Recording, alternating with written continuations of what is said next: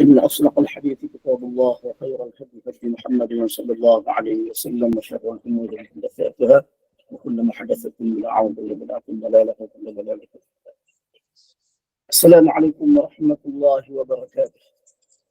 Alhamdulillah, bersyukur kepada Allah Subhanahu wa taala kerana masih lagi memberi peluang kepada kita untuk perkongsian ilmu pada pagi ini. Dan terima kasih kepada pihak SPAQ di atas penerusan program ini. Jadi insya-Allah pada pagi ini kita akan sambung perbincangan pengajian tauhid daripada pengajian akidah daripada kitab Al-Fiqhul Akbar karangan Imam Abu Hanifah ni. Seterusnya kita sambung masih lagi perbincangan berkenaan dengan Al-Quran, jadi sebelum ni kita sudah bincangkan bahawasanya Al-Quran adalah kalam Allah Subhanahu wa taala yang bukan makhluk, Dan selepas daripada ini kita akan bincangkan berkenaan dengan kalam Allah Subhanahu wa taala adalah qadim. Jadi kalam Allah Subhanahu wa taala iaitu Al-Quran Al-Quran adalah kalam Allah Subhanahu wa taala. Jadi bagaimana pula dengan ayat-ayat Al-Quran yang mengandungi kata-kata makhluk, Jadi kita sambung perbincangan tersebut. Jadi kalau bagi sesiapa yang ada buku, boleh tengok pada muka surat 31 dan insya-Allah saya akan kongsikan juga ayat-ayat Al-Quran yang lain sebagai dalil kepada apa yang kita bincangkan ini. Ayat-ayat Al-Quran yang mengandungi percakapan makhluk. وَمَا ذَكَرَهُ اللَّهُ تَعَالَى فِي الْقُرْآنِ حِكَايَةً عَنْ مُوسَى وَغَيْرِهِ مِنَ الْأَنْبِيَاءِ عَلَيْهِمُ الصَّلَاةُ وعن فرعون وإبليس فإن ذلك كله كلام الله تعالى إخبارا عنهم وكلام الله تعالى غير مخلوق وكلام موسى وغيره من المخلوقين. Apa yang Allah sebutkan di dalam Al-Quran sebagai menceritakan tentang Nabi Musa dan nabi-nabinya yang lain dan tentang Fir'aun dan Iblis, semuanya itu adalah kalam Allah sebagai pengkhabaran tentang mereka. Kalam Allah bukan makhluk. Kata-kata Nabi Musa dan makhluk-makhluk yang lain adalah makhluk. Al-Quran adalah kalam Allah, bukan makhluk. Kalam Musa dan makhluk-makhluk lain adalah makhluk. Jadi kalau kita tengok kepada teks daripada kitab Al-Fiqhul Akbar Imam Abu Hanifah, mana di sini Imam Abu Hanifah sebutkan bahawasanya Al-Quran keseluruhannya adalah adalah kalamullah, adalah kalam Allah Subhanahu wa taala. Jadi kalam Allah Subhanahu wa taala, kata-kata Allah Subhanahu wa taala di dalam Al-Quran. Saya akan sebutkan selepas daripada ni berkenaan dengan kata-kata Allah kepada makhluk yang terdapat di dalam Al-Quran. Mana kata-kata Allah kepada makhluk yang terdapat di dalam Al-Quran. Mana kata-kata Allah kepada Nabi Musa, kepada Nabi sallallahu alaihi wasallam dan sebagainya.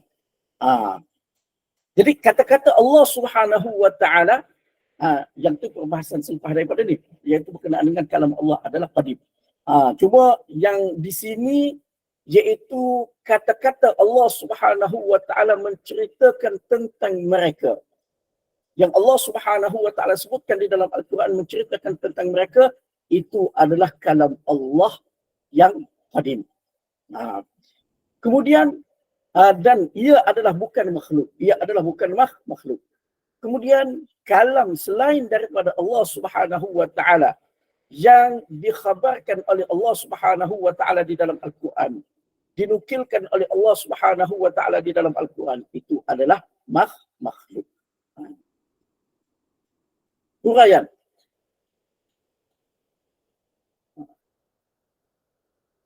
Al-Quran adalah kalam Allah, bukan kalam Jibril atau kalam Nabi Muhammad sallallahu alaihi wasallam atau mana-mana manusia. Semua yang Allah khabarkan tentang percakapan para nabi, umat terdahulu yang mendustakan para nabi mereka, dan juga percakapan iblis, semuanya itu adalah kalam Allah yang menukilkan percakapan mereka. Contohnya, dialog Allah Subhanahu wa taala dengan Nabi Musa di Tur Sina. Qala rabbi shrah li sadri wa yassir li amri wahlul 'uqdatam min lisani yafqahu qawli. Waj'al li waziran min ahli Harun akhi. Nabi Musa berdoa dengan berkata, wahai Tuhanku, lapangkanlah bagiku dadaku dan mudahkanlah bagiku tugasku dan lepaskanlah simpulan dari lidahku supaya mereka faham perkataanku. Dan jadikanlah bagiku seorang penyokong dari keluargaku, yaitu Harun saudaraku. Penceritaan ini adalah kalam Allah yang bukan makhluk. Adapun percakapan Nabi Musa itu adalah makhluk, kerana ia adalah perbuatan manusia dan perbuatan manusia adalah makhluk.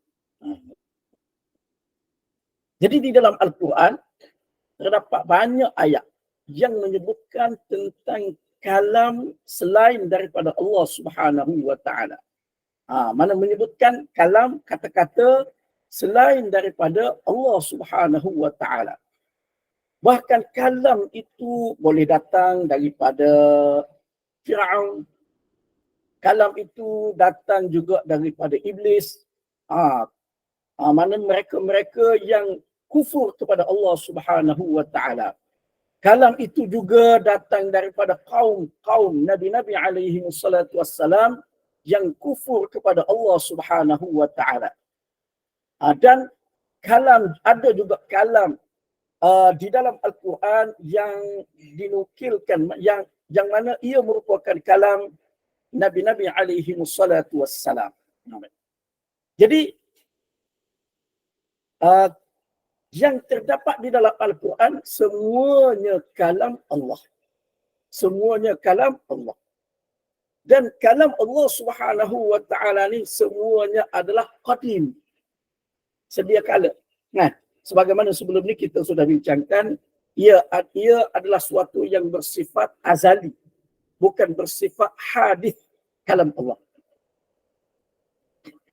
Jadi cerita tentang kata-kata Nabi Musa, kata-kata iblis, kata-kata malaikat dan sebagainya yang terdapat di dalam Al-Quran itu adalah nukilan daripada kalam Allah yang qadim. Mana perkara tu sudah ada di sisi Allah Subhanahu wa taala sebelum dijadikan segala makhluk. Sebelum dijadikan segala makhluk. Semuanya sudah terdapat di dalam catatan Allah Subhanahu wa taala. Di mana Allah Subhanahu wa taala telah jelaskan berkenaan dengan takdir. Sebelum ni saya sudah kongsikan hadis-hadis berkenaan dengan takdir, umpamanya innallaha kataba maqadir al-khalq qabla an yakhluqa as-samawati wal ardi bi 50,000 sana. Atau kama qala. Allah Subhanahu wa taala telah menetapkan ketentuan segala makhluk ni sebelum Allah Subhanahu wa taala jadikan langit-langit dan bumi. Nah, jadikan langit-langit dan bumi 50,000 tahun. Saya teringat satu hadis. Terlupa pula tadi, tak terlintas pula tadi. Baik. Hadis perbantahan, maknanya perdebatan antara Nabi Adam dan juga Nabi Musa alaihi wassalam. Dia lambat sikit. Buku ni dia hampir 400 muka surat lebih. Mana dia punya file.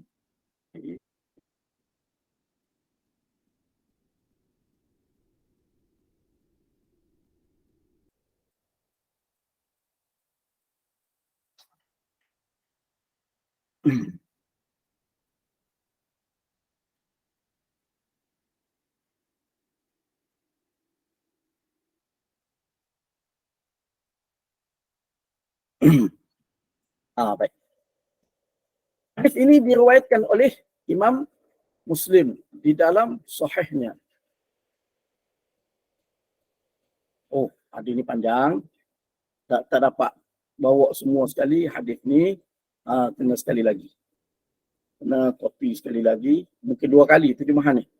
Panjang. Apa? Saya share semua keseluruhan hadis. Terjemahan dia tu.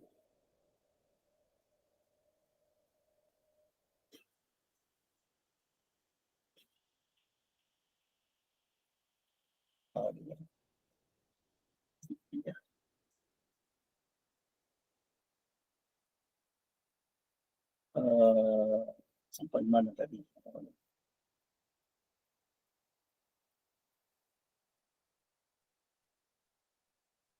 Ini hadis ini ada dalam buku saya nombor 3. Buku saya yang ketiga. Berkenaan dengan kepercayaan kepada takdir. Jadi dalam buku itu terdapat lebih daripada 40 hadis berkaitan dengan takdir. Dengan sebanyak hampir 200 muka surat perbahasan berkenaan dengan takdir. Ini riwayat Muslim. Jadi apa yang saya nak tunjukkan di dalam hadis ini? Jadi hadis ini cerita perdebatan, perbahasan antara Nabi Musa alaihissalam dan juga Nabi Adam alaihissalam. Jadi dalam perdebatan tersebut, Nabi Musa alaihissalam berkata, Nabi Musa berkata, mana Nabi Musa kata kepada Nabi Adam, kerana engkaulah Allah Subhanahu wa taala, kemudian disebabkan kesalahan engkau menyebabkan manusia turun ni. Manusia turun ke muka bumi. Dia copy, dia tak boleh copy paste banyak.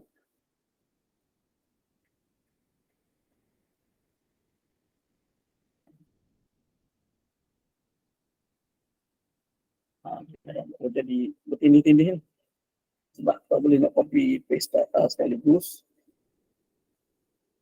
Baik. Jadi di sini Nabi Musa alaihissalam kata kepada Nabi Adam, kemudian disebabkan kesalahanmu engkau menyebabkan manusia turun ke muka bumi.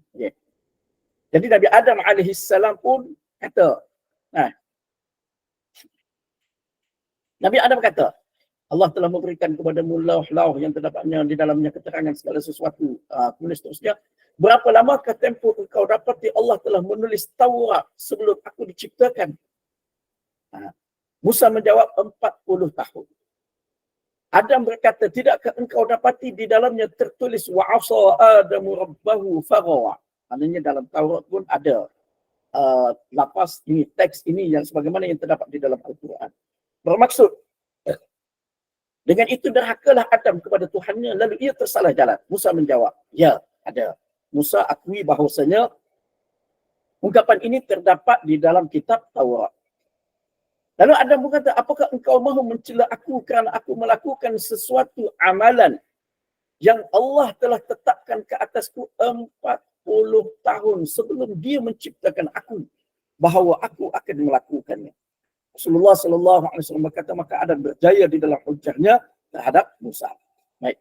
Jadi di sini mana Nabi Adam alaihissalam dia kata kepada Nabi Musa, maknanya dia peringatkan kepada Nabi Musa bahawasanya apa yang terdapat di dalam Al-Quran yang Allah Subhanahu wa taala sebut di dalam Al-Quran, wa asa Adamu rabbahu faghawa, dan sebelumnya di dalam Taurat ia adalah merupakan suatu yang telah ditetapkan oleh Allah Subhanahu wa taala. Bermakna kalam Allah Subhanahu wa taala, kata-kata malaikat. Tu wa id qala rabbuka lil malaikati inni ja'ilun fil ardi khalifah qalu ataj'alu fiha man yufsidu fiha wa yasfiku ad-dima'. Ini di dalam surah Al-Baqarah. Awal lagi ni. Yang ni boleh dikatakan ramai di kalangan kita yang menghafalnya, ini contoh kalam makhluk di dalam Al-Quran. Mana? Nanti saya sharekan. Mana ayat ni?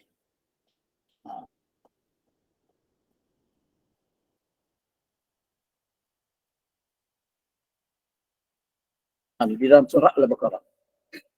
Mana Allah Subhanahu wa taala sebut, wa id qala rabbuka lil malaikati inni ja'ilun fil ardi khalifah qalu ataj'alu fiha may yufsidu fiha wa yasfiku dima. Mereka kata, malaikat-malaikat kata, adakah engkau mahu jadikan di dunia ini, di alam ini, orang yang akan, maknanya yang akan melakukan kerosakan di muka bumi dan menumpahkan darah. Jadi kata-kata malaikat itu kata-kata malaikat itu sudah direkodkan oleh Allah Subhanahu wa taala di dalam kalamnya yang qadim. Walaupun malaikat adalah makhluk Allah Subhanahu wa taala, hadis baru. Malaikat tu baru. Kalam Allah taala qadim. Mana tidak hadis. Jadi kata-kata malaikat ketika mana berhadapan dengan Allah Subhanahu wa taala, kata-kata itu adalah makhluk dan baharu hadis. Tetapi kalam Allah Subhanahu wa taala yang menukilkan, maknanya yang terdapat di dalam Al-Quran adalah nukilan daripada kalam Allah Subhanahu wa taala yang qadim, yang bukan makhluk, makhluk. Jadi kalam Allah Subhanahu wa taala yang menceritakan kata-kata malaikat itu adalah bukan makhluk, makhluk qadim. Kata-kata malaikat ketika mana mereka bertanya Allah Subhanahu wa taala itu adalah hadis, itu adalah makhluk, itu adalah makhluk. Jadi begitu juga di sini dialog Allah Subhanahu wa taala dengan Nabi Musa alaihi salam. Maknanya Allah Subhanahu wa taala kata kepada mana Nabi Musa kata kepada Allah Subhanahu wa taala, qala rabbi shrah li sadri wa yassir li amri, dan seterusnya. Kata-kata ini keluar daripada mulut Nabi Musa ketika mana Nabi Musa menghadap Allah Subhanahu wa taala. Kata-kata itu adalah hadis, adalah baharu dan juga adalah makhluk. Kalam Allah Subhanahu wa taala yang asal. Yang mana kata-kata Nabi Musa itu dinukilkan daripada kalam Allah taala yang asal.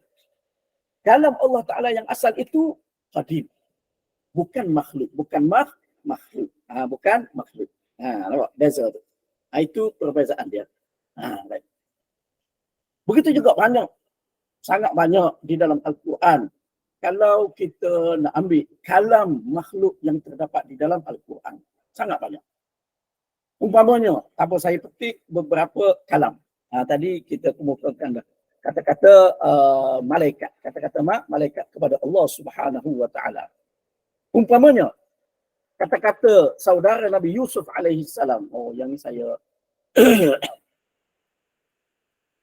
saya terlupa untuk ambil dia punya terjemahan dia. Tak apa, kita cuba share terjemahan dia. 12:77. Surah 12 ayat 77.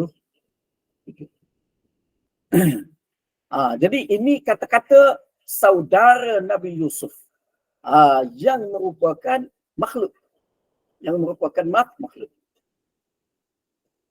Jadi dia kata,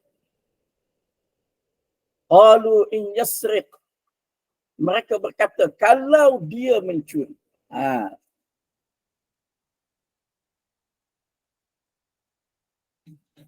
Mereka berkata, in yasriq, kalau mereka mencuri maka sesungguhnya saudara kandungnya dulu pernah mencuri. Maknanya kalau Binyamin ini mencuri, Yusuf dulu pun mencuri juga. Itu antara kata-kata. Kemudian dia kata lagi, qalu, mereka kata lagi, ya ayyuhal aziz innalahu aban syaikhan kabira. Kami ni ada ayah yang tua, sangat-sangat tua. Fakhud ahadana, maka nak ambil orang lain sebagai ganti tempat dia. Jadi kata-kata saudara Nabi Yusuf ni, ketika mana dia berhadapan dengan Nabi Yusuf alaihi salam, kata-kata itu adalah hadis, adalah baharu dan juga adalah makhluk. Kalam Allah Subhanahu wa taala yang asal, yang mana kata-kata saudara Nabi Yusuf tu dinukilkan daripada kalam Allah taala yang asal. Kalam Allah taala yang asal itu bukan makhluk dan qadim, bukan hadis, bukan hadis. Begitu juga dengan kata-kata yang lain, seperti kata-kata burun, hudhud, yang tidak hadir ketika mana Nabi Sulaiman alaihissalam menghimpunkan maknanya rakyat-rakyat dia lah di kalangan pelbagai makhluk. Bila dia datang, dia kata, inni la arul hudhud, aku tak nampak hudhud. Bila mana dia datang, dia berkata, inni wajadtu imra'atan tamlikuhum wa utiyat min kulli syai'in wa laha 'arsyun 'azim. Jadi dia kata, aku tengok seorang perempuan, raja perempuan yang menguasai mereka, iaitu penduduk Sabah. Dan aku ada diberikan setiap sesuatu daripada setiap sesuatu itu kepada dia. Dan dia mempunyai arasy yang sangat besar. Jadi ini kata-kata burun hudhud. Jadi kata-kata burun hudhud ni adalah merupakan suatu yang baharu dan adalah makhluk. Adalah makhluk. Kalam Allah Subhanahu wa taala yang merekodkan kata-kata ni. Allah Subhanahu wa taala sudah tentukan kata-kata ni sebelum burung hudhud tu ada lagi. Sebelum alam ni ada lagi. Sebelum semua lagi ada. Allah Subhanahu wa taala sudah merakamkan kata-kata tersebut di dalam kalamnya yang qadim. Maknanya benda tu sudah ada. Cuma dizahirkan setelah wujudnya ciptaan-ciptaan tersebut, wujudnya makhluk-makhluk tersebut, dan bila makhluk-makhluk tersebut berinteraksi, barulah dizahirkan kata-kata tersebut. Kemudian begitu juga banyak kata-kata Nabi Isa alaihi salam ketika mana Nabi Isa berbicara dengan Allah Subhanahu wa taala di dalam surah Al-Maidah ayat ke-116 ni. Mana Allah Subhanahu wa taala kata, ingatlah ketika mana Allah taala berfirman, wahai Isa bin Maryam, engkau kata ajar kepada manusia, jadikan aku dan aku ni sebagai dua Tuhan selain daripada Allah. Qala subhanaka ma yakunu li an aqula ma laysa li bihaqq. Itu kata-kata Nabi Musa. Nabi Musa kata, maha suci engkau, tidak ada hak untuk aku untuk nak kata begitu. Tak ada, aku tak boleh, tak patut untuk aku kata begitu. Kata-kata Nabi Musa alaihi salam belum diungkapkan lagi dan akan diungkapkan ketika mana Allah Subhanahu wa taala tanya Nabi Isa alaihi salam di hadapan manusia di padang mahsyar pula. Di hadapan orang-orang yang mendakwa bahawasanya mereka tu pengikut Nabi Isa. Mana orang-orang Kristian yang mendakwa bahawasanya mereka pengikut Nabi Isa dan mereka mengatakan Nabi Isa alaihi salam mengajar mereka supaya mempertuhankan Nabi Isa alaihi salam. Allah Subhanahu wa taala tanya, kata-kata ni Nabi Isa pun tak kata lagi. Bahkan kata-kata ni akan berlaku di padang mahsyar kelak. Jadi kata-kata Nabi Isa akan datang tu, itu adalah makhluk. Itu adalah hadis yang dirakamkan oleh Allah Subhanahu wa taala di dalam kalamnya dahulu sebelum diciptakan segala makhluk. Kata-kata kalam Allah Subhanahu wa taala itu adalah qadim. Ada semenjak azali lagi. Sudah ada dah. Bukan merupakan suatu yang baru dan bukan merupakan makhluk, bukan merupakan makhluk. Cuma yang dituturkan oleh Nabi Isa sebagaimana yang dinukilkan daripada kalam Allah Subhanahu wa taala, itulah yang hadis, itulah yang makhluk, itulah yang makhluk. Jadi mana sebab tu dia kata di sini penceritaan itu penceritaan ini adalah kalam Allah yang bukan makhluk. Cerita tentang kata-kata Nabi Musa, tentang kata-kata malaikat, tentang kata-kata iblis, tentang kata-kata kaum Nuh, tentang kata-kata kaum Ad, dan tentang kata-kata Nabi-Nabi alaihi wassalatu wassalam. Penceritaan itu adalah kalam Allah yang bukan makhluk. Yang bukan makhluk. Mana penceritaan di dalam Al-Quran itu? kalam mereka, kata-kata mereka, seperti kata-kata Nabi Musa yang kita yang terdapat di dalam buku ni, begitu juga dengan kata-kata malaikat dan sebagainya ketika mana berinteraksi dengan Allah Subhanahu wa taala, ataupun seperti saudara Nabi Musa kepada saudara Nabi Yusuf kepada Nabi Yusuf, kaum Ad kepada Nabi Hud dan sebagainya, itu adalah makhluk. Kerana kata-kata itu adalah perbuatan makhluk. Yang Allah Subhanahu wa taala ceritakan di dalam Al-Quran itu bukan makhluk. Itu mana dua perkara yang berbeza. Dan suka saya nukilkan juga di sini, maknanya sebenarnya banyak lagi. Kalau kita tengok di dalam surah Al-Anbiya umpamanya, maknanya dialog antara Nabi Ibrahim alaihissalam dengan ayah dia, lepas tu dengan kaum dia, macam-macam. Dengan ayah dia, dengan kaum dia, ketika mana Nabi Ibrahim alaihissalam memecahkan berhala-berhala tu, kaum dia panggil. Dialog-dialog tu semua adalah penceritaan daripada kalam Allah yang bukan makhluk. Yang bukan makhluk. Tapi kata-kata Nabi Ibrahim, kata-kata kaum dia tu, itu adalah makhluk. Begitu juga kata-kata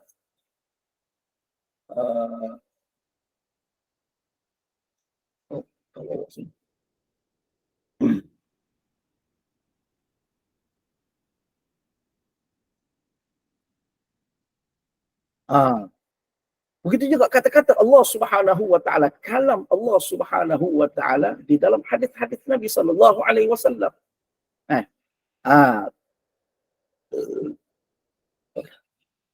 Umpamanya, ini pun saya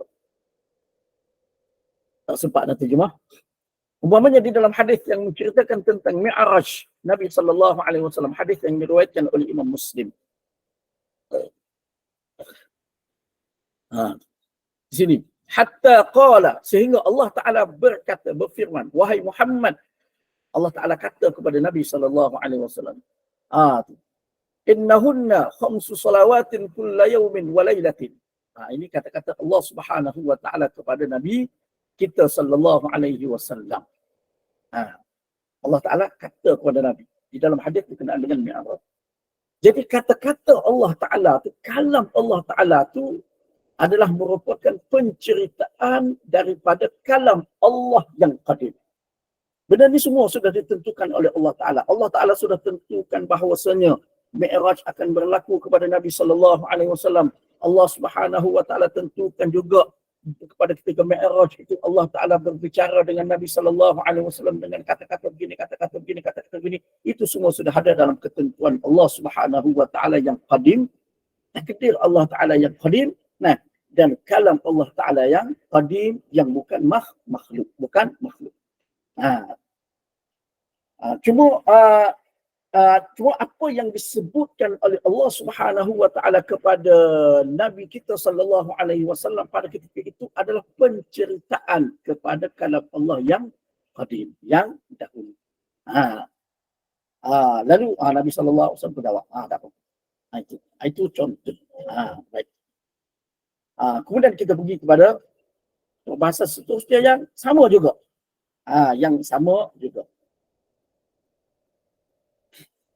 Kalam Allah adalah qadim. Yang ni pun saya pun dah sebut tadi, kalam Allah itu qadim. Cuma tadi itu dia hampir sama dah. Bila kata qadim, maka dia bukan makhluk, bukan hadis dan bukan makhluk. Cuma tadi dia buat perbahasan sebelum ini berkenaan dengan kalam Allah bukan makhluk. Kalam Allah adalah qadim. Wal Qur'anu kalamullah ta'ala fahuwa qadimun la kalamuhum. وسمع موسى عليه السلام كلام الله تعالى كما في قوله تعالى وكلم الله موسى تكليما وقد كان الله تعالى متكلما ولم يكن كلم موسى عليه السلام وقد كان الله تعالى خالقا في الأزل ولم يخلق الخلق فلما كلم الله موسى كلمه بكلامه الذي هو له صفة في الأزل. Al-Quran adalah kalam Allah qadim. Tidak seperti kalam mereka, tidak seperti kalam makhluk. Nabi Musa mendengar kalam Allah seperti yang difirmankan Allah, dan Allah benar-benar berbicara dengan Musa. Allah bersifat dengan sifat berkata-kata sejak azali. Sebelum dia berkata-kata dengan Musa alaihi salam, Allah bersifat dengan sifat mencipta sejak azali. Sebelum Allah mencipta makhluk, tiada sesuatu pun yang sepertinya. Dialah yang maha mendengar dan maha melihat. Apabila Allah berbicara dengan Musa, dia berkata-kata dengan kalamnya yang merupakan sifat azali. Huraian. Kita baca huraian. Ketika Allah berbicara dengan Nabi Musa, baginda benar-benar mendengar perbicaraan Allah kepadanya.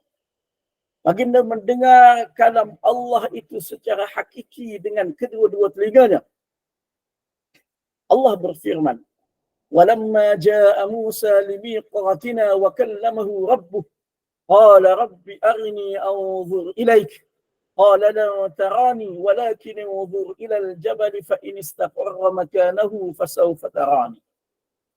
Dan ketika Nabi Musa datang pada waktu yang kami telah tentukan itu, dan Tuhannya berkata-kata dengannya, maka Nabi Musa merayu dengan berkata, "Wahai Tuhanku, perlihatkanlah kepadaku zatmu yang maha suci, supaya aku dapat melihatmu."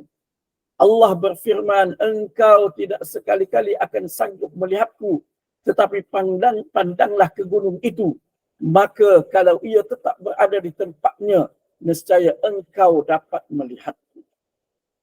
Sebagaimana Allah Subhanahu wa taala bersifat dengan sifat mencipta sejak azali, maka demikian juga sifat berkata-kata bagi Allah Jalla Jalaluhu. Allah bersifat dengan sifat kalam sejak azali. Dia berbicara bila mana dia kehendaki dengan cara yang dia kehendaki.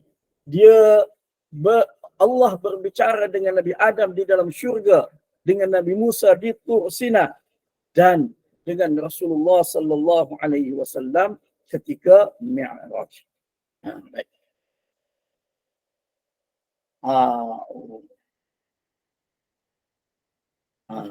Jadi yang ini pula berkenaan dengan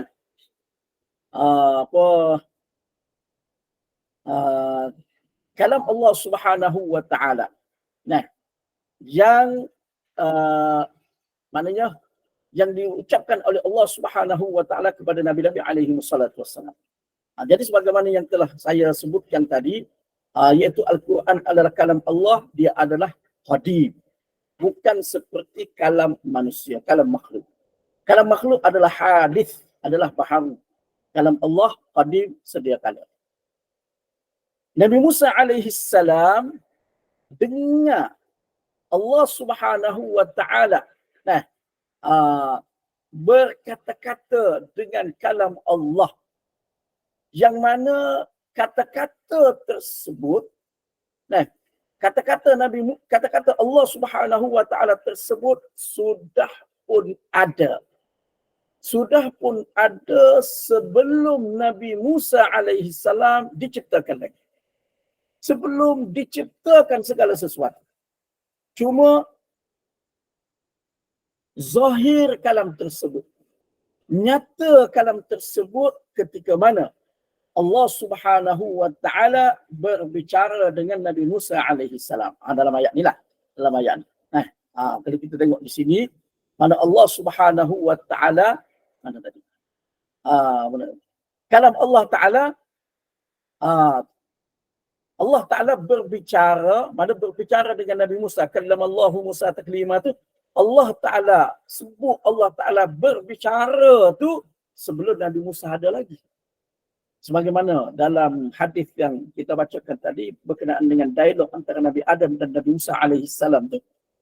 Maknanya Nabi Musa kata kepada Nabi Adam kata kepada Nabi Musa, "Wa asa Adam rabbahu faghawa." Allah taala kata Adam telah neraka dan telah menyalahi maknanya larangan Allah Subhanahu wa taala. Allah taala sebut begitu. Allah mana dalam Taurat, dalam Quran ada sebut sedemikian, dan perkara itu sudah ada di dalam kalam Allah taala yang qadim. Lama dah. Nabi Musa berakui sebelum 40 tahun, 40,000 tahun 40 tahun sebelum Allah Ta'ala menuliskan Taurat, dah ada dah kalam tu. Jadi begitu juga dengan yang ni. Mana Allah Ta'ala sebut, Allah Ta'ala berbicara dengan Nabi Musa. Kalam Allah Ta'ala berbicara dengan Nabi Musa tu sudah ada sebelum Nabi Musa ada lagi. Maknanya qadim. Cuma kalam itu nyata ketika mana Allah berhadapan, berbicara secara, maknanya berhadapan tu bukan dengan maksud bertempat ke apa ke tidak, bukan dengan maksud Allah Ta'ala ni maknanya ada jihad apa tidak, bukan begitu. Nah, ialah kalau kita tengok di dalam hadis-hadis Nabi SAW, yang Nabi SAW kata, bila mana seseorang itu sembahyang, maka dia berhadapan, berbicara, berdepan dengan Allah Ta'ala. Bukan dengan makna duduk depan, depan kita. Tak boleh gambarkan lagu tu. Allah Ta'ala bukan makhluk. Tak boleh digambarkan. Fala tadribu lillahi bil amthal. Tak boleh buat perbandingan Allah dengan mana-mana, dengan makhluk dan sebagainya. Jadi begitu juga maksud saya tadi. Jadi maknanya ketika mana Allah Subhanahu wa Ta'ala berdepan dengan Nabi Musa alaihissalam, dengan Nabi kita Muhammad sallallahu alaihi wasallam, lalu berbicara, mana kata-kata itu, maknanya bicara itu adalah merupakan penzahiran daripada kalam Allah Ta'ala yang tadi. Sebagaimana sifat mencipta Allah Ta'ala. Sifat mencipta Allah Ta'ala sudah ada semenjak azali. Qadim. Sifat mencipta. Cuma zahir sifat mencipta itu bila ciptaan tu ada. Bila ciptaan tu ada. Jadi walaupun ciptaan tu kemudian, langit, bumi dan sebagainya diciptakan kemudian, bukan bermakna sifat mencipta Allah Ta'ala tu baru wujud. Tidak. Tidak. Sifat mencipta tu sudah ada. Sebelum tu lagi, qadim. Sudah ada qadim, sifat mencipta Allah Subhanahu wa Ta'ala. Begitu juga di sini, Allah berbicara dengan Nabi Musa dan banyak lagi. Mungkin saya boleh nukilkan beberapa kalam Allah Subhanahu wa Ta'ala kepada makhluk di dalam Al-Quran. Sebagaimana tadi kita sebut, Allah Ta'ala kata kepada malaikat, dia nak ciptakan Nabi Adam alaihissalam, manusia. Di tempat yang lain juga di dalam surah Al-Baqarah, Allah Subhanahu wa Ta'ala kata kepada malaikat, wa idh qulna lil malaikati isjudu li Adam fasajadu illa iblis. Kami berkata kepada malaikat, sujudlah kepada Adam, lalu mereka sujud kecuali iblis. Itu antara dia. Dan antara dia lagi, seperti Allah Subhanahu wa Ta'ala kata kepada api yang membakar Nabi Ibrahim alaihissalam di dalam surah Al-Anbiya ayat yang ke-69. Allah Ta'ala kata kepada api. Ketika mana Nabi Ibrahim alaihissalam dicampakkan ke dalam api oleh kaum dia. Jadi Allah Subhanahu wa Ta'ala kata kepada api itu, qulna, kami berkata, ya narukuni barda, wahai api jadilah sejuk. Dan sejahtera ke atas Ibrahim. Allah Subhanahu wa Ta'ala berbicara dengan api, kata kepada api. Yang mana kata-kata Allah Subhanahu wa Ta'ala kepada api itu adalah merupakan pengkhabaran kepada kalam Allah yang qadim. Kalam Allah yang bersifat azali. Jadi kalam Allah Ta'ala yang Allah Ta'ala kata kepada api itu ada semenjak Allah Ta'ala, sebelum Allah Ta'ala menciptakan segala makhluk lagi. Segala makhluk lagi. Cuma kata-kata tu zahir, nyata, bila mana kaum Nabi Ibrahim alaihissalam campakkan Nabi Ibrahim ke dalam api. Ke dalam api. Baik. Jadi berkenaan dengan Nabi Musa dengan berkenaan dengan kalam Allah tu bersuara ataupun tidak bersuara dan sebagainya, yang tu kita telah bincangkan di dalam pertemuan sebelum ini. Baik. Jadi untuk perbahasan ni, perbincangan ni, saya nak tanyalah, adakah faham ataupun ada apa-apa kemusykilan, boleh tanya dulu. Saya buka dulu untuk persoalan ni.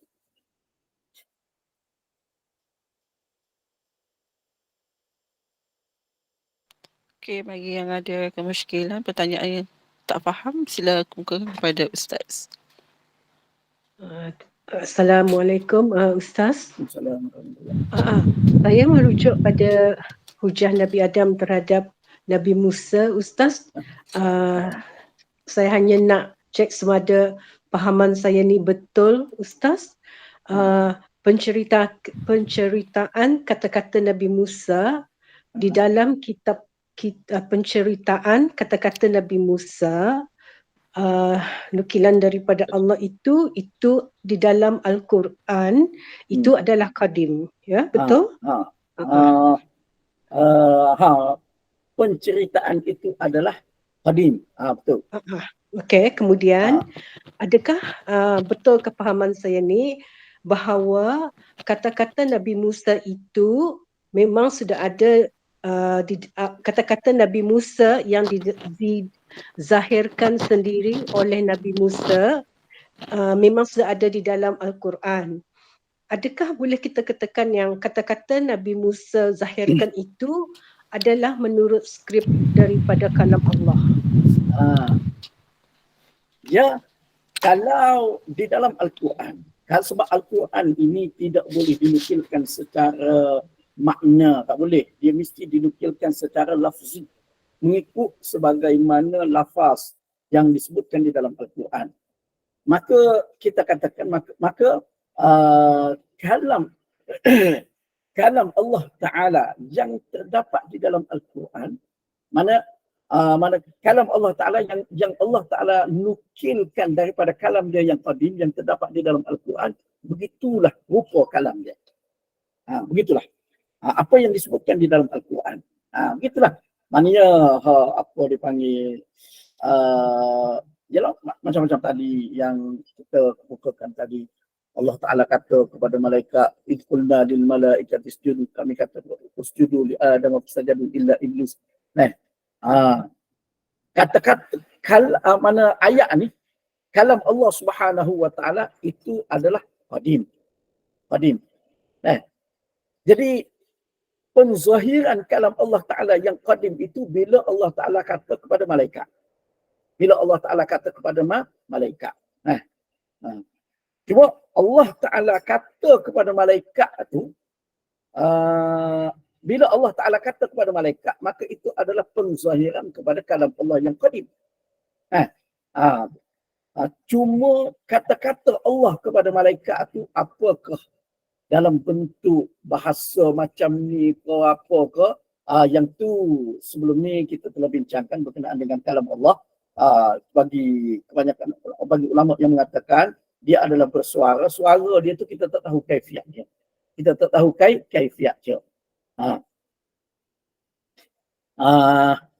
Cuma kata-kata tu adakah dalam lafaz bahasa Arab begini ke apa ke, yang tu wallahu alam, kita tak pasti. Kalam Allah yang qadim. Kalam Allah yang qadim. Cuma lafaz di dalam bahasa Arab ni adalah merupakan penceritaan, pengkhabaran kepada kalam Allah yang qadim. Bentuk kalam Allah yang qadim tu macam mana, iaitu wallahu alam. Kaifiat dia tu kita tak boleh nak cerita. Adakah dengan lafaz usjudu li Adam fasajadu juga, iaitu wallahu alam. Tak pasti. Cuma apa yang terdapat di dalam Al-Quran, kata-kata Nabi Adam kepada Nabi Isa, kepada Nabi Musa, lepas tu Nabi Adam menukilkan kata-kata Allah, kalam Allah, wa asa Adamu rabbahu faghawa. Jadi itu wa asa Adamu rabbahu faghawa tu ada dalam Quran, ada dalam Taurat. Ada mana dia disebutkan oleh Nabi Adam kepada Nabi Isa, wa asa Adamu rabbahu faghawa tu, itu adalah maknanya itu adalah perkhabaran kepada kalam Allah yang qadim. Itu adalah perkhabaran kepada kalam Allah yang qadim. Yang dikatakan oleh Nabi Adam kepada Nabi Musa, itu adalah kata-kata Adam yang hadis, yang makhluk, yang baru. Gitu. Apa tak? Boleh faham ke? Jadinya Ustaz, kata-kata Nabi Adam ataupun Nabi Musa yang mereka zahirkan tu, yang ada misalnya dalam kitab-kitab tu kan, adakah Ah, ia dia, sama dengan susunan indahnya ayat tu dia, dengan kalam Allah? dia begini. Kata-kata Nabi Adam kepada Musa dalam perdebatan itu yang tidak berkait dengan kalam Allah. Yang Nabi nukilkan di dalam hadis-hadis Nabi SAW. Di mana Nabi cerita dalam hadis. Nah,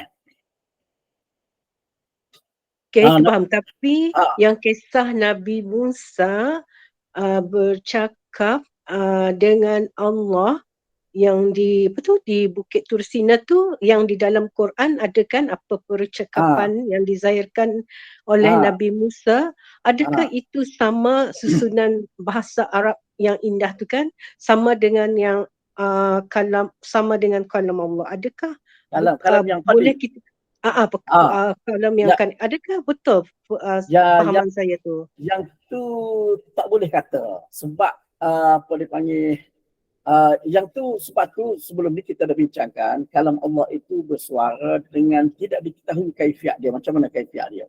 Begitu juga dengan kalam Allah yang qadim, kaifiat dia, bahasa dia, yang tu kita tak tahu. Yang tu kita tak tahu. Sebab kalam Allah yang dizahirkan di dalam Taurat lain bahasa dia, bukan bahasa Arab. Nah, kalam Allah yang dizahirkan di dalam apa dipanggil kitab Injil lain pula bahasa dia. Jadi kalam Allah Ta'ala sendiri itu jika dia bersuara, dia berhuruf dengan bentuk, dengan kaifiat yang tidak diketahui. Kita tak tahu. Kemarin kalam yang qadim itu kalam yang qadim. Apa yang nyata dalam bahasa Arab di dalam Al-Quran, wa'asa Adamu rabbahu faqawaqa, ataupun kata-kata makhluk, kata-kata burung hudhud, kata-kata Fir'aun, yang zahir di dalam Al-Quran itu adalah penzahiran ataupun nukilan daripada kalam Allah yang qadim. Nampak tak? Penzahiran daripada kalam Allah yang qadim. Boleh faham? Artinya Ha. kata-kata yang dizahirkan oleh Nabi Musa yang tercatat di dalam Al-Quran, Ha. adakah ia sama dengan kalam Allah? Memang dari susunan ayatnya tu memang telah ditentukan oleh Allah. Kenapa saya Dia bertanya Ustaz? dia Sebab dia kata-kata Nabi Musa tu sangat indah kan, ah, kata-kata dia misalnya dia Nabi Muhammad, sungguh indah susunan ayatnya. Adakah ah, ia memang mengikut susunan kalam Allah? dari segi takdir memang Allah Taala telah takdirkan Al-Quran dalam bahasa Arab. Itu takdir, tentuan Allah Taala. Sebab tu Quran turun dalam bahasa Arab. Itu takdir Allah Taala. Dari segi takdir Allah Taala juga, Taurat turun dalam bahasa, kalau tak silap saya, bahasa Ibrani. Itu takdir Allah Taala. Maka Al-Quran turun kepada Nabi SAW dan dizahirkan dalam bahasa Arab kerana bersesuaian dengan takdir Allah Ta'ala, ketentuan Allah Ta'ala. Okay. Cuma kalam Allah Ta'ala yang sebenar, yang qadim itu, adakah dalam bahasa Arab, ataupun bahasa Ibrani, ataupun bahasa apa-apa, yang tu kita tak tahu. Cuma yang pasti, kalam Allah Ta'ala itu sendiri qadim. Sebelum ni saya dah sebut dah, sebelum ni saya dah cerita dah, kenapa kalam Allah Ta'ala itu digambarkan dalam bahasa Arab? Apakah Allah Ta'ala bercakap dalam bahasa Arab? Lepas tu lagu mana dulu sebelum bahasa Arab tu ada. Jadi apakah kalam Allah itu dalam bahasa Arab? Tidak. Cuma dizahirkan Al-Quran dalam bahasa Arab yang merupakan penceritaan, pengkhabaran daripada kalam Allah kerana kelemahan kita manusia ni, kalau tidak dizahirkan di dalam salah satu daripada bahasa manusia, mestinya manusia tidak akan dapat memahami kalam Allah. Kita tak faham. Kita tak faham. Maka dizahirkan dizahirkan kalam Allah kepada umat kemudian dalam bahasa Arab. Kalam Allah Ta'ala itu sendiri, apakah dalam bahasa Arab? Yang itu kita tak tahu. Itu kalam Allah Ta'ala, kita tak tahu kaifiat dia macam mana. Yang pasti, kalam dia satu qadim. Qadim. Okay. Ketetapan Allah Ta'ala, takdir Allah Ta'ala, Al-Quran dalam bahasa Arab. Yang mana bahasa Arab itu adalah hadis. Baru. Bahasa Arab bukan qadim. Cuma nukilan dalam bahasa Arab yang terdapat di dalam Al-Quran. Apa yang terdapat di dalam Al-Quran? Apa yang terdapat di dalam Al-Quran dalam bahasa Arab itu adalah perkhabaran daripada kalam Allah yang qadim. Faham tak? Kalam Allah yang qadim itu sendiri, macam mana bahasa dia, susunan bahasa dia, itu kita tak tahu. Yang itu kita tak tahu. Boleh faham tak? Oh, kita fahamkan ianya adalah perkhabaran perkhabaran bahasa perkhabaran daripada Allah yang mana bagi Al-Quran ditakdirkan bahasa Arab. Kalam Allah Ta'ala yang qadim tu bahasa apa kita tak tahu.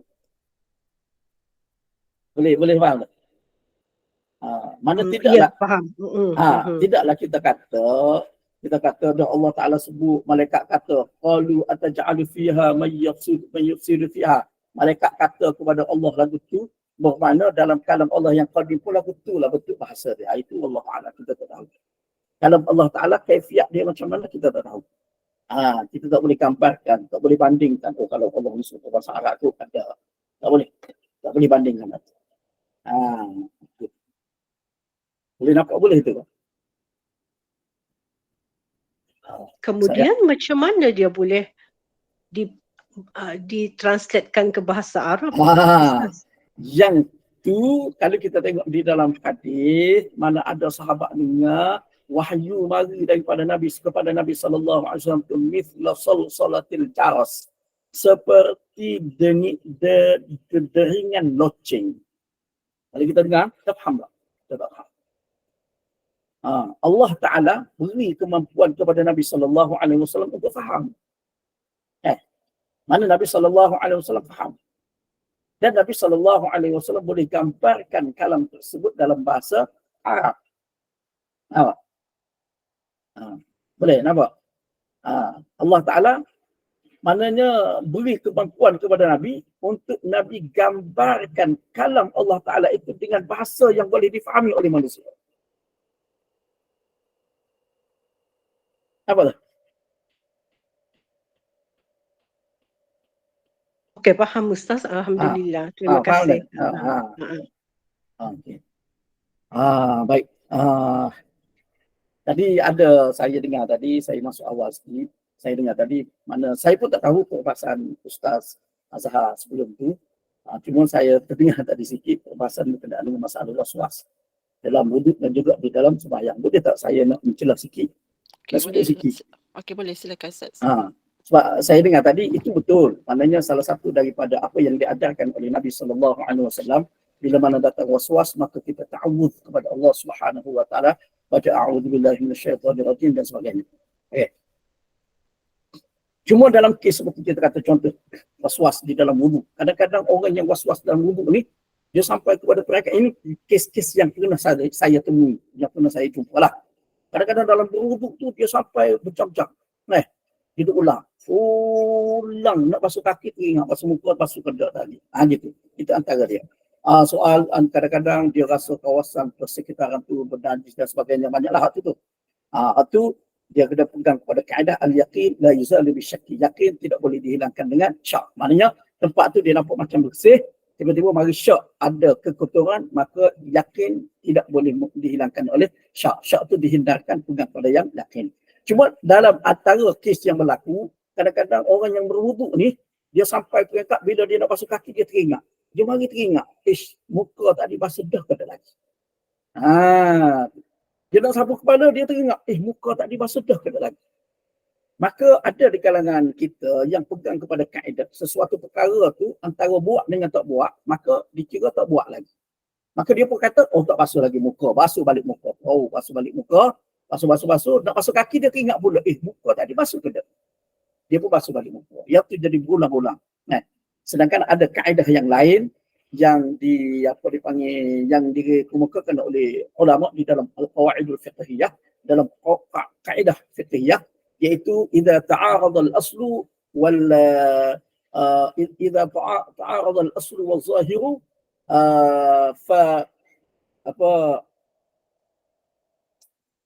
فالظاهر Allah lupa pula kaedah dia ada masalah. Cuma lebih kurang kaedah dia bila mana bertembung antara asal dan zahir.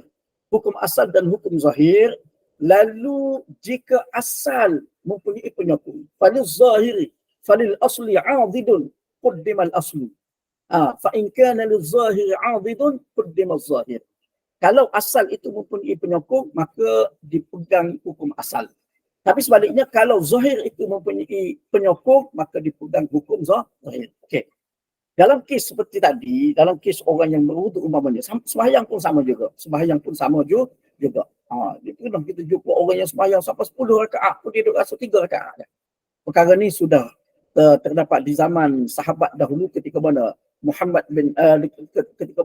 Qasim bin Muhammad bin Abi Bakar, cucu kepada Sayyidina Abu Bakar radhiyallahu anhu, dikemukakan oleh orang yang bermasalah sedemikian. Lalu dia berkata, kamu akan terus sembahyang dan kamu akan terus berkata kamu hanya sembahyang 3 rakaat sahaja. Walaupun sembahyang 100 rakaat pun berasa 3 rakaat je. Okey. Cuma dalam kes ni maka ulama menggariskan kaedah tadi. Kaedah tadi bila bertembung antara zahir dan asal. Okey. Dia ambil wuduk, bila dia nak basuh kaki, dia teringat muka basuh ke tak lagi. Dia teringat. Basuh ke tak lagi muka. Maka hukum asal tak basuh. Antara basuh dengan tak basuh, asalnya adalah tak basuh. Okey. Hukum zahir dah basuh. Sebab apa? Nak basuh kaki ni mestilah muka basuh dah. Itu hukum zahir. Okey. Antara dua hukum asal dan zahir ni tengok penyokong. Tengok penyokong macam mana. Kalau bila mana dia mari was-was, nak basuh kaki teringat muka basuh ke tak lagi, dia pun pegang muka dia, spek pun tak buka lagi. Spek pun tak buka, muka pun kering lagi. Itu menyokong hukum asal, iaitu tak basuh lagi. Maka basuh terus. Okay. Sebaliknya, kalau dia mari was-was tadi, nak basuh kaki, teringat muka basuh ke tak lagi. Dia pun pegang muka dia, oh spek buka dah, basah lagi, ada air. Taik mata pun tak ada dah, apa pun tak ada dah, muka basah. Maka itu menyokong hukum zahir. Maka pada ketika itu dimenangkan zahir. Mana pada ketika itu kena yakin bahawasanya muka telah dibasuh, teruskan basuh kaki. Jadi sebab antara kes yang berlaku dalam beberapa kes yang saya sendiri temu, orang perempuan pun ada berlaku, orang lelaki pun ada berlaku. Dia inilah masalah dia. Cuma dia pegang bila mana kita was-was, maka kita pegang pada hukum asal. Antara basuh dengan tak basuh, kira tak basuh lagi. Dia basuh pula tu. Apa tu basuh pula? Okey. Begitu juga dalam kes-kes yang lain. Mandi kalau kita kata, ada orang yang was-was, mari jumpa dengan saya. Dia kalau dia mandi wajib, dia kena isteri dia bosuk belakang dia sebab dia was-was. Air kata ke tak kata? Was-was. Jadi memang dalam kes sedemikian, hukum asal antara air kena belakang dengan tak kena, asal hukum adalah tak kena. Tetapi hukum zahir, bila mana kita mandi dah lama, lepas tu shower pun besar, cucu, hukum zahir. Menunjukkan bahawasanya telah basah, telah kata. Jadi antara dua tu kita tengoklah dari segi zahir dan juga dari segi asal. Asal tak kena air, zahir sudah kena air, kita tengok pula macam mana bentuk benda kita mandi tu. Adakah air tu keluar macam air kencing ke apa ke, kita tengok. Itu menjadi penyokong kepada yang kita was-waskan itu. Kalau air itu kuat, maka ia menjadi penyokong kepada hukum zahir. Mandi dah lama, dia menjadi penyokong kepada zahir, iaitu telah pun basah. Begitu juga dalam kes sembahyang. Kadang-kadang orang sembahyang sampai 10 rakaat pun dia ingat 3 naik-naik. 3 kepak, ambil 3. 3 kepak. Maka ulama menggariskan, tengok kalau dia sudah rasa letih. Dia sudah rasa letih dan dia seingat dia sudah banyak kali sangat pergerakan dia, maka keletihan itu menjadi penyokong kepada hukum zahir ataupun pengambilan mana mengambil kira masa masa juga boleh menjadi penyokong kepada hukum zahir. Jadi itulah secara ringkas dalam isu berkenaan dengan masalah waswasah itu berdasarkan kepada al-qawaid al-fiqhiyah, kaedah fiqh. Jadi saya rasa setakat itu dululah untuk pagi ini. Mudah-mudahan apa yang kita kongsikan pada malam ini mendatangkan manfaat. Terima kasih Ustaz Azhar. Terima kasih Ustaz. Alhamdulillah, jazakallah khair al-fadhil Ustaz Ahmad Nasim atas perkongsian ilmu serta pencerahan yang cukup jelas tentang Al-Quran itu kalam Allah, dan sesungguhnya Al-Quran itu yang telah Allah turunkan kepada Nabi Muhammad SAW adalah perkataan Allah yang sebenarnya, bukan perkataan selainnya. Dan perbaikilah ilmu kita dalam mempersiapkan diri dengan bekalan takwa terhadap Allah SWT. Terima kasih kepada penaja dan juga para jemaah sudah duduk sama-sama hingga ke akhir majlis ini. Dan Ustaz, kita tangguhkan dulu saya majlis ilmu ini dengan tasbih kafarah dan surah Al-Asr. Baik, jadi kita tangguhkan pertemuan kita pada pagi ini dengan tasbih kafarah dan surah Al-Asr. Subhanakallahumma wa bihamdika asyhadu an la ilaha illa anta astaghfiruka wa atubu ilaik. Bismillahirrahmanirrahim. Al-'asr innal insana lafi khusr illa alladhina amanu wa 'amilus salihat wa tawasaw bil haqqi wa tawasaw bis sabr. Wassalamu alaikum warahmatullahi wabarakatuh. Waalaikumsalam warahmatullahi wabarakatuh. Terima kasih Ustaz. Jumpa lagi insya-Allah. Terima kasih Ustaz. Terima kasih. Terima kasih Pak Ino. Sama-sama. Assalamualaikum. Waalaikumsalam warahmatullahi wabarakatuh.